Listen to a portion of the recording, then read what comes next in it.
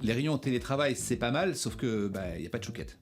La convivialité, c'est un ensemble qui forme le tissu humain. C'est le fait qu'on soit bien accueilli, c'est le fait que ce soit bienveillant, le fait que ce soit chaleureux également. La convivialité, ça crée du lien. Comme le dit Ivan Illich, la convivialité, c'est l'inverse de la productivité industrielle. Or, il semble que depuis 50 ans, depuis 1973 donc, nous sommes complètement dans cette notion de productivité industrielle. En conséquence de quoi, la convivialité disparaît. Dans la productivité industrielle, il y a par exemple la notion de technologie. La technologie est peut-être l'essence même de la perte de la convivialité. Un exemple que prend Ivan Illich.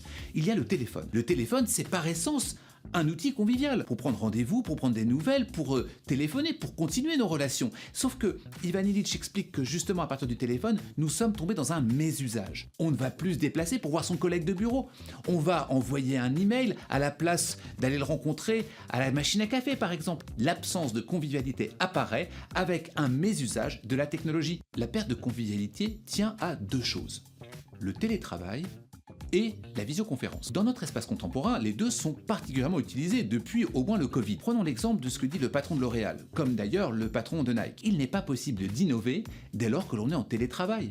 Évidemment, parce que c'est ce qui est informel, ce qui fait la vie, qui fait l'innovation.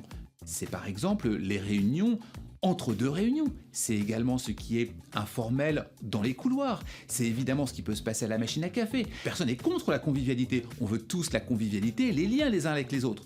Sauf que l'on va vouloir privilégier également son confort, rester chez soi, pas prendre les transports, rester confortablement sur son fauteuil. Pourquoi est-ce que la convivialité est clé dans les organisations? Tout simplement parce que derrière la notion d'innovation, il y a l'inattendu. L'enjeu fondamental, c'est l'usage de la technologie. Rousseau, dans son discours sur les arts par exemple, nous dit que la question est comment nous forgeons les choses. Est-ce que c'est à partir du vice ou est-ce que c'est à partir de la vertu?